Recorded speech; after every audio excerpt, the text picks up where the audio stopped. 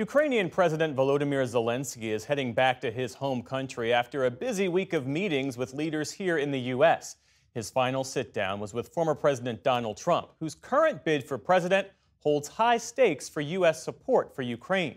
Stephanie Tsai has more.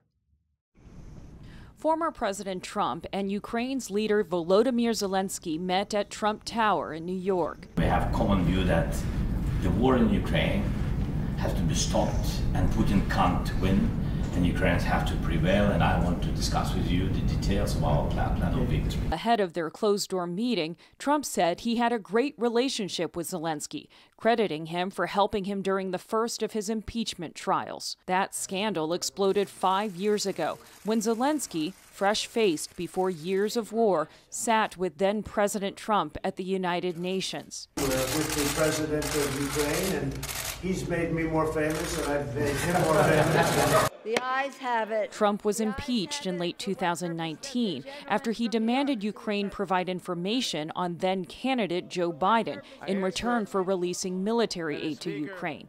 The Republican-controlled Senate acquitted Trump. The fact that we're even together today is a very good sign. But in the same breath today, Trump also lauded Russia's president, leading Zelensky to interject. Trump's response was telling. We have a very good relationship, and I also have a very good relationship, as you know, with President Putin. And I think if we win, I think we're going to get it resolved very quickly. I really think we're going to get it resolved. I hope we have more good relations. We're going to have. Oh, I see. Yeah, but you know, it takes two to tango. You know, and. With Russian assaults continuing, all week Zelensky found himself caught in the crossfire of the battle for the U.S. presidency, with Trump refusing to say whether Ukraine should win the war. And earlier this week, Trump said this about Ukraine's president. I think Zelensky's the greatest salesman in history. Every time he comes into the country, he walks away with $60 billion. Trump also suggested this week that Ukraine should have made concessions to Russia to avert the war. Ukraine is gone. It's not Ukraine anymore. Any deal, even the worst deal, would have been better than what we have right now. His running mate, Ohio Senator J.D. Vance, has also focused on the war's price tag. I don't appreciate Zelensky coming to this country and telling the American taxpayers what they ought to do. He ought to say thank you to the American taxpayers. Vance and other Republicans have ramped up their critique of Zelensky since an interview with The New Yorker published Sunday. In it, Zelensky called Vance's stance on Ukraine too radical and said Trump doesn't really know how to stop the war, even if he might think he knows how.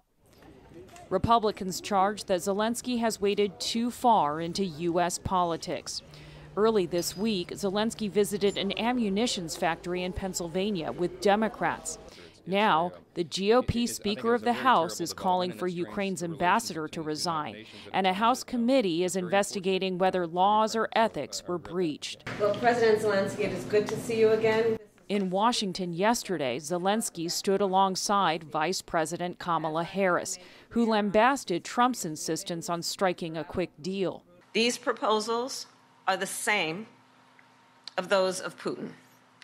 And let us be clear. They are not proposals for peace. Instead, they are proposals for surrender. Surrender is far from Zelensky's mind as he tries to sell his plan for victory to the U.S. while walking a tightrope. For the PBS NewsHour, I'm Stephanie Tsai.